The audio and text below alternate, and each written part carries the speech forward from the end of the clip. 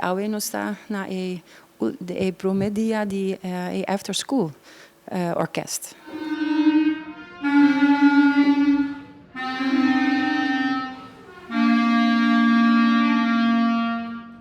Está bedoeld para muito nang di turbario e para sobra nos ting instrumento nang kaba na escola aqui nang nossa comissão na escola aqui.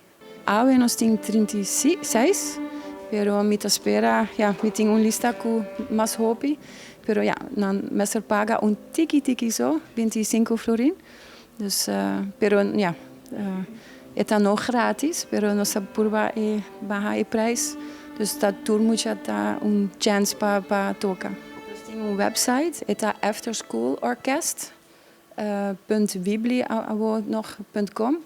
Pero nang nos website website Facebook pagina também tem hopi informação. Nós tá usa passport aqui. Tá um passport para emocionang por verdien stickers. Tour les angahaya un sticker. E sticker nang ta verdien pa hasi nang best, pa presente, pa sobra eta hopi importante também, pero também pa cuida nang instrument, pa sobra. Después de zomervakantie nos ahaya un donação de hopi instrument nang e moet je nang por 13 instrument nang na kas. Dus pa prática, dus nos a hopi feliz ko esa aqui. Dus dan nos sabira un echt leerorkest. Nos ting 6 groepen. Nang ta toca viool, cello, trompet, tromboon, klarinet e dwarsfluit. E dan in cominça nang também ahaya les di ritmo. Dus toerkost daar aanwezig in school. En met eigenlijk met de graduatie school também. Dus collega Laura net Pascal hij toerkost papa maakt dit mogelijk. 2, 3, 4, D.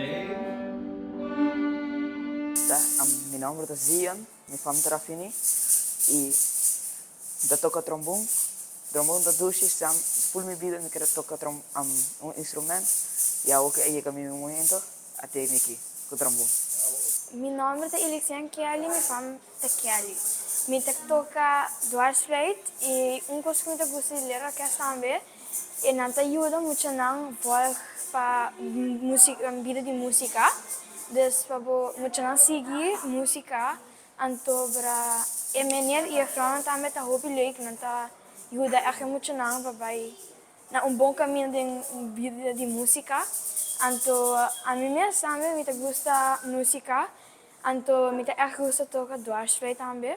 Então kinana não tá hobby lief, dus toekomst in kinana tá bom.